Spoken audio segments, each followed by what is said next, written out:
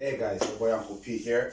Late recording. I was actually about to design me a pair of track pants for gym tomorrow, but I thought maybe, sometimes when you need to talk to people, you need to connect with them. So, welcome to the Red Couch with your boy Uncle P. And this is a little story about me that I think many of you, I don't know if it's going to help to explain where I'm coming from with a lot of my opinions. But if it does, good. If it doesn't, well, the opinions still remain the same. So, I was born December 1987, 7th of December 1987 in Angola, Luanda. So, yeah, I can't really remember much about my childhood there before that. I'm going to try to make this long story very short. At some stage in my life, something happened. My brother passed away, and then I had left Angola to go to Netherlands, Holland, with my uncle, one of my uncles. So, for what I can remember is when we go to the airport of Netherlands, he basically got called into an office where he was asked if I was his child, and he said yes, and then when they asked me, I was very young. I don't know how old I was. I said no, you was Tio, which is uncle, because I spoke Portuguese back then. I never spoke English. I was still a child. Like, it's so messed up that I can't even remember if I was 7, 6, or 5 years old. No idea.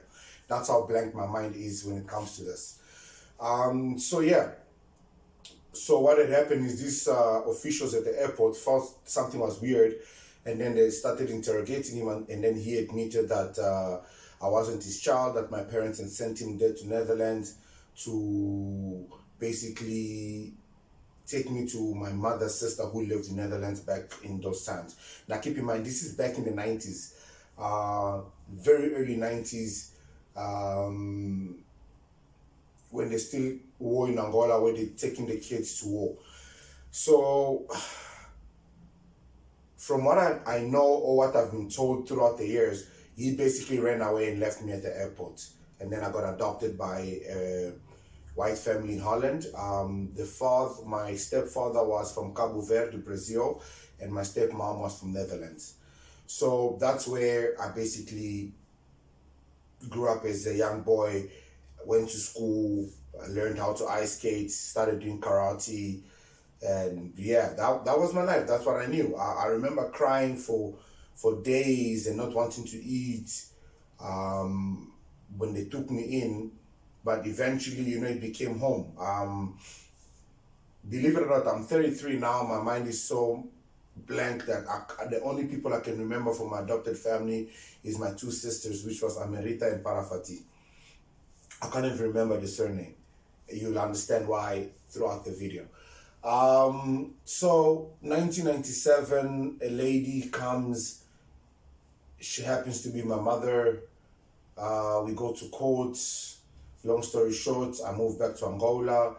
Things are bad. I mean, the African lifestyle wasn't something that I was used to.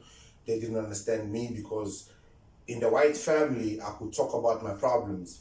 I was allowed to be angry. I could get angry and walk up the stairs, stomping my foot, bang the door, and it's my room. Nobody would come in. My parents would bring me food upstairs if I was too angry to come down. But my adopted parents weren't really that nice. No, when I mean that nice, I mean they were quite strict in the sense of if you didn't come down to have dinner, then you wouldn't have dinner. If you wanted money, you had to do dishes, do the garden. They were quite strict, but in a good way. I lived a good life there, but when I came back to Africa, it was different. I used to love Michael Jackson, so I had this big poster of Michael Jackson that when I came back to Angola, and I put it on the door, and my parents didn't understand that. Like, they felt like I was worshipping him, so they tore the poster away. I cried, ran away from home, but I didn't know where to go. I literally just went outside the yard, the compound, and I was like, oh, it's dusty there, it's dusty there. I had nowhere to go, but that's what I could do with the previous life that I had, so I brought that same mentality. So I started getting very sick because Angola is was or still is a third world country. So the conditions weren't really that okay with me because of where I was coming from. So they decided to bring me to South Africa with my uncle, which is my father's younger brother. Not to drag this, I suffered in the hands of that man for over 17 years. In the process of that suffering, I ended up being in the street because he basically he hated me. It's family stuff. Now I know what it is, but I don't want to get into that. But he hated me so much that I did something, and my father, when I explained it to my father, he was on his side, and then he told me, get out of the house, you've been disowned, you know. So I ended up being in the street for a while on my own and trying to just survive life. I remember one time walking in an area called Bruma Lake, hungry and tired, going over that bridge, thinking of, maybe I should just end my life, Maybe I should just end it all. I was so hungry, man. I was so tired. I was exhausted for sleeping in the street for several days, several weeks, several months. I didn't even know what was happening anymore. But as a child, I always had a dream of having a family, of having a big home. I always loved helping people. So anyways, I ended up finding some food in some dustbin, which I ate, helped me that day. And as life went by, I met a couple of guys that were willing to let me stay in their house as long as I kept the place clean. And then eventually I met a woman. I'm not sure if she's comfortable with me saying her name, but I'll say her first name, Letania. Those that know me know exactly what I'm talking about. This colored girl fell in love with me without even knowing who I was or what I was going through. I remember when we first met, she took me to Eastgate, Spurs, and she asked me a question. She's like, why such a handsome and well-dressed man like you is sleeping in the streets? That's literally what she said. I wanted to lie, but at that moment I decided, nah, let me tell her the truth. And I told her what happened to me. And I remember the following day, she gave me a Sony Ericsson phone, which I sold for 4,000 Rand. 2,000 I managed to get myself a cottage. The other 2,000 I managed to, start something small with 2,000, literally, guys. And that's it. That's how basically I got here, I live in a beautiful big home. I've got a beautiful family, beautiful fiance. I got a beautiful life, and I hustle hard every single day.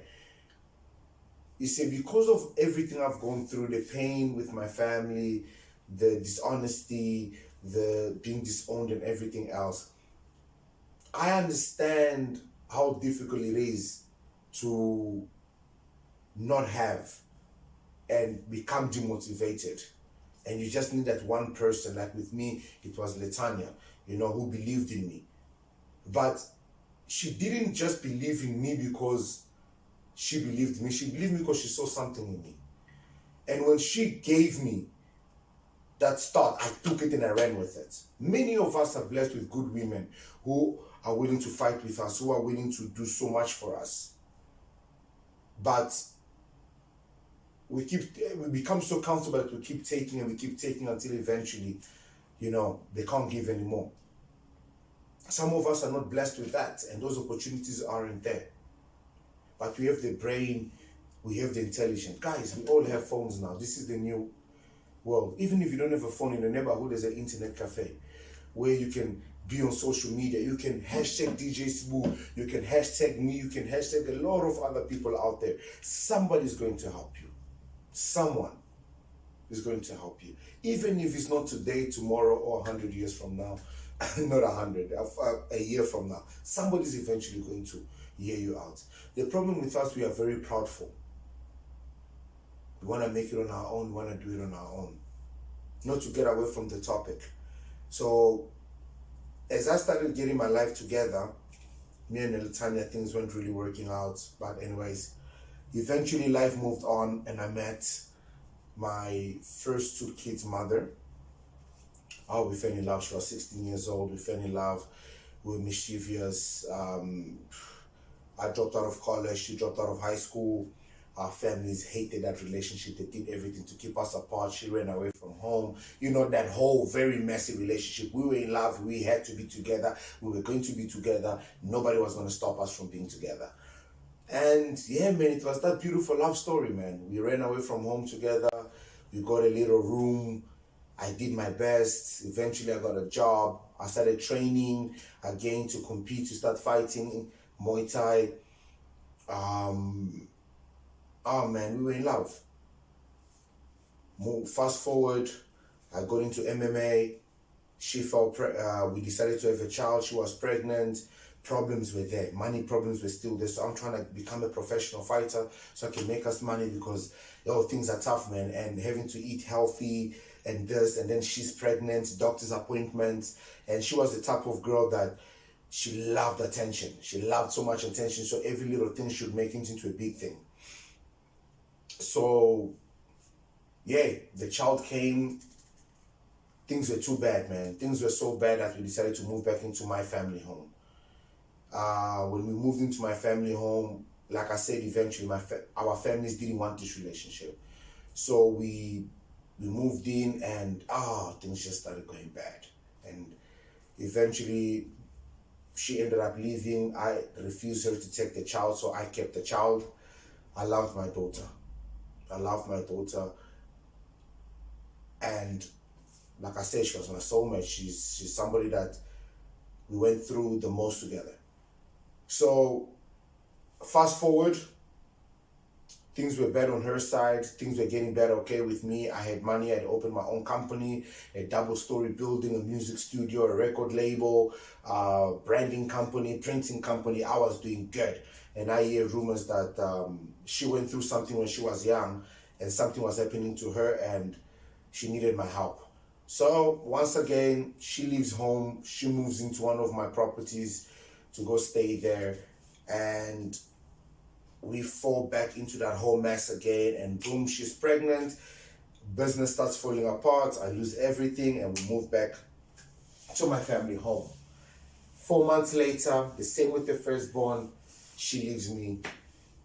She moves back with her family. This time she takes the child.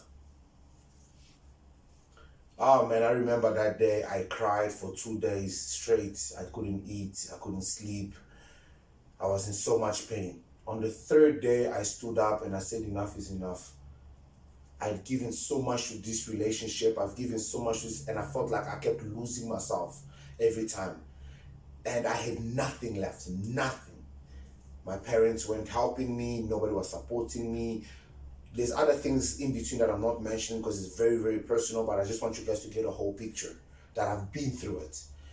Guys, one of the biggest things and biggest mistakes that I made, I don't regret my kids. It was having kids. It was falling in love when I had nothing. You see, falling in love when you have nothing is extremely, extremely risky because you want to do everything for this girl. This girl wants to do everything for you, but you guys have nothing to do it. So you start finding ways to stay together, ways to excite your relationship. And one of those ways sometimes is having a child. And even if that was never the plan, just through having sex, a child occurs.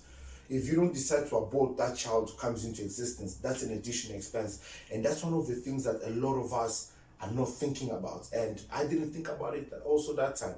So when I talk about women stop dating broke men, or men, establish yourself before you start getting into relationships, before you start getting into commitments and things like that. It's not because I've made money or because I'm rich. No, it's because I've been there. I've been right at the bottom, eating out of a dustbin, to today having a comfortable bed, having a beautiful home, beautiful wife, being able to eat the meals that I want, being able to do what I'm doing right now.